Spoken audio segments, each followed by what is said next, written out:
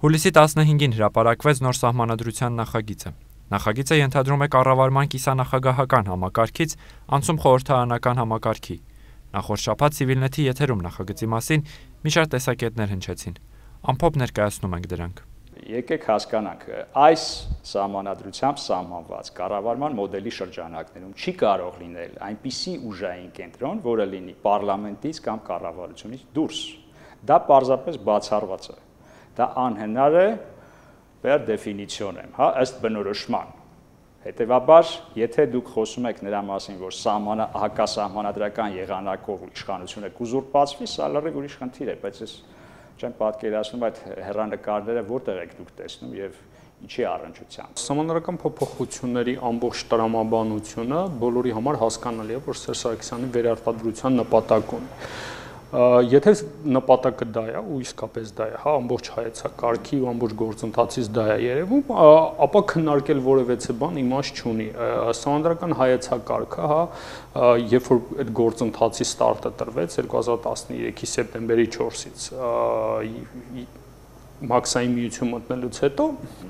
պարզ երևում էր, որ Սերժ Սարգսյանը փորձում է սահմանադրական փոփոխությունների միջոցով վերարտադրվել։ Ու ամբողջ նպատակը դա է։ Դրա համար այդ սահմանադրության դրա շրջանակներում որևէ իմաստ չկա քննարկելու ցանկացած առաջարկ, ցանկացած մոտեցում, որը դեմ է վերարտադրությանը, մերժվելու է մինան։ Իմ կարծիքով պետական կառավարման համար մեծագույն խնդիր է լինում, երբ որ նոր ասացի, իշխանության դե յուրե եւ դե ֆակտո աղբյուրները գտնվում են տարբեր տեղ։ Այս սահմանադրությունը թույլ է տալի որպեսզի իշխանության իրական կենտրոնը լինի առհասարակ պետական կառույցներից դուրս։ Տեսեք, կառավարությունը ձևավորում է, գրեթե ամբողջ իշխանությունը պատկանում է վարչապետին եւ կառավարությանը, կարելի է այսպես ասել, եւ այն անձը, որը վերահսկում է իշխող կուսակցությանը, վերահսկում է ամբողջ երկիրը։ Դա սովետական միության Ես այսօր ճիշտ Facebook-ում գրառում եմ թողել, որ այս նախագծին պակասում է սովետական միության սահմանադրության 6-րդ հոդվածը, որ կոմունիստական, իսկ մեր դեպքում բոլորս գիտենք, որ կուսակցությունը երկրի ղեկավար եւ կողմնորոշիչ ուժն է, руководящее и направляющее։ Սա լրիվ նույնն է, սա կներեք սովետական մտածելակերպ ունեցող մարդկանց ստեղծած փաստաթուղթ է եւ ինձ միևնույն է, թե վենետիկյան փորձագետները ինչ են ասել, եւ վերջո այդ փորձագետները չեն ապրելու այս սահմանադրությամբ։ Ես թանամանեցնում եմ շատ սովորական տրոյականցի ու այս դեպքում տրոյական իշու հնարքի, երբ որ ինչ-որ մի բան են հրումներ, ասում են զբաղվեք։ Մեկ էլ ասում են կարդացեք բան։ Մարդիկ գալիս են սկսում են ինչ-որ այս ցիու ոտները երկար է, կարճ է, գույնը լավը չէ, ականջները ցկենք մի քիչ, կարճացնենք, բան։ Ինքն ասում է, բերեք, մի քիչ փոփոխենք էցին, բայց դա չէ էական, էականն այն է, թե ինչ է ցիու մեջ թաքնված։ Հետո արդեն ուշ կլինի։ Ինչքան ուզում ես փոխես, կարգի բերես, չգիտեմ ինչ անես, բայց այդ կենթանուն արդեն ներս են անում, այնինչ պատասխանը պիտի շատ հասարակ լինի, այնգեր, արես ցիտ գնաց տեղից, վերցրու տար տեղի, ոչ ոք քեզնից ցի չի ուզել։ Գիտեք, երբ որ դուք անցնում եք պարլամենտարիզմի, գլխավորը այն չէ պարլամենտարիզմի նախագահ կա թե չէ։ Այս տարբերակում են նախագահ կա, նախորդում էլ կա, նույն նախագահներն են։ Պարլամենտարիզմի ամենագլխավոր կետն այն է, որ արդյոք կա երկու առաջնային մանդատ ունեցող մարմին։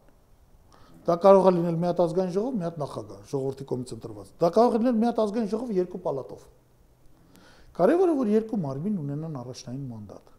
որպեսզի հակասության դեպքում երկիրը կատաստրոֆայի առաջ չկանգնի, չգնա դիկտատուրա։ Երբ որ մի մարմին է ունենում մեկ առաջնային մանդատ, երկիրը կարող է գնալ դիկտատուրա։ Հասկանալի է։ Այդպեսի փորձ մենք տեսել ենք, այդպես եղել Հիտլերը, Մուսոլինի, Ստալինը։ Ոչ միտեղ ֆաշիզմ կամ դիկտատուրա չի առաջացել պրեզիդենտական հանրապետության բազայի վրա։ Պրեզիդենտական հանրապետություն կա պրեզիդենտ, ինքը պրեզիդենտը դիկտատուրայի կարիք չունի։ Սրա նպատակը կոնկրետ չհերքելով այդ անմեղության, կանխավարկած, եթե չենք ասում, որ իշխանության վերարտադրությունն է, փորձելով ասենք ինչ-որ օբյեկտիվ իբր թե բան անել, համեմատաբար կարող ենք հաստատ ասել, որ միտված չի բարեփոխման եւ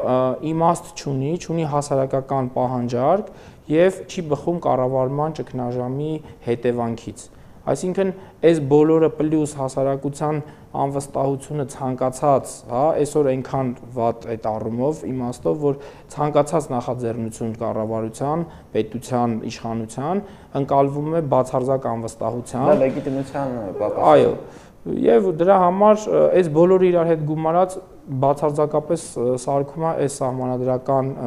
բարեփոխում ճակերտների մեջ կոչվածը անիմաստ մի հատ գործընթաց։ Զարգացած ժողովրդավարական երկրների մասին է խոսքը, այնտեղ ընդունված չի սահմանադրություն փոխել, հա, միայն ծայրահեղ դեպքում են փոխում։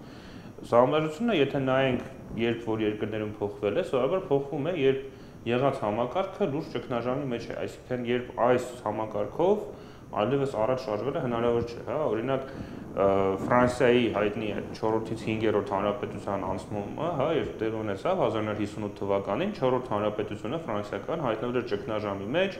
Ալժիրում պատերազմ էր, անգամ քաղաքացիական պատերազմի վտանգ էր եւ այդտեղ եկավ գեներալ Շարլ դե Գոլը, առաջարկեց նոր սահմանադրություն եւ ստեղծվեց 5-րդ ֆրանսիական հանրապետությունը, հա։ Հիմա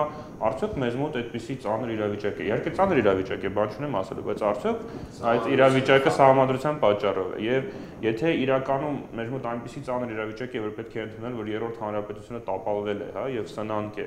ապա երևի դրա մասին պետք է խոսել եւ երևի այն մարդիկ, որոնք այսքան տարի ղեկավարել են այդ հանրապետությունը, այդ թվում ներկայիս, հա,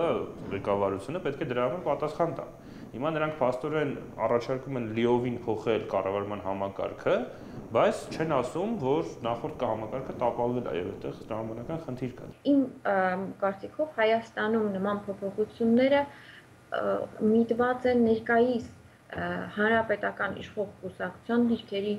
ամրապնդմանը, որովհետև քաղաքական ընտրական համակարգ, որը թույլ կտա ընդդիմադիր կուսակցություններին նոր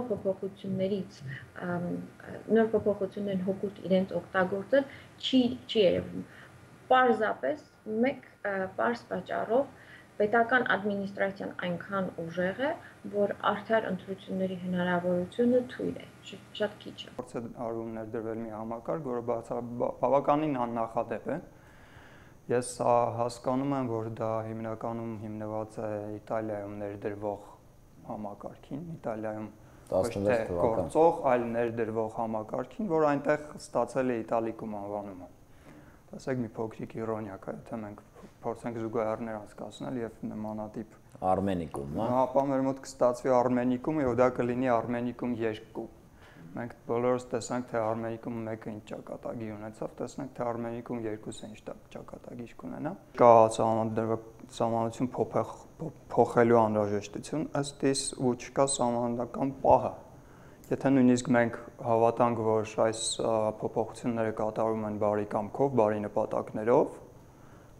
սահմանադրական պահը չկա, որը բոլորին կհամոզի, որ ահա այս փոփոխություններից հետո մենք բոլորս պետք է սկսենք հետևել սահմանադրությանը։ Հասկանում եք, իրականում մեր երկրում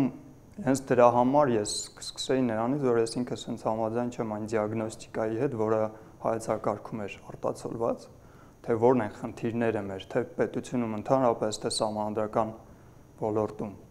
Այնտեղ նշված էին խնդիրները, որոնց մեծ մասի հետ ես ինքս համաձայն չեմ։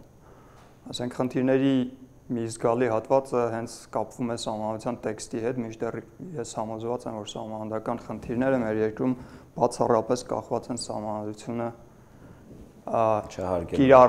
չկիրառելու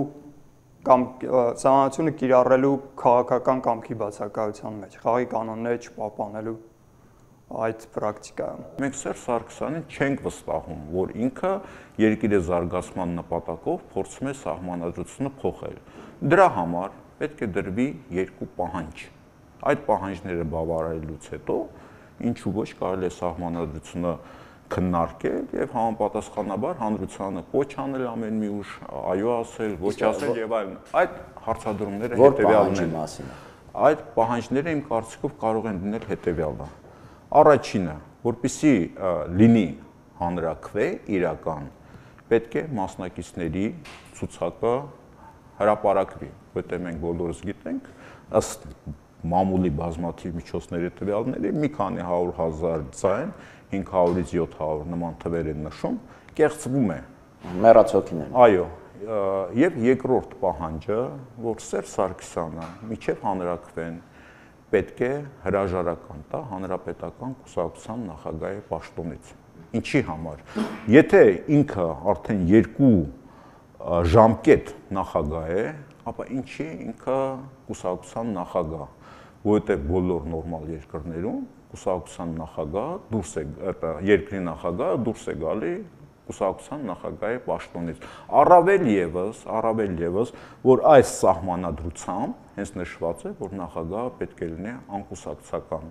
Այսինքն դու մնում ես կուսակցության նախագահ, ինչի համար առավել եւս, որ ասել ես նախագահ չես լինելու, վարչապետ չես լինելու, ազգային ժողովի նախագահ չես լինելու։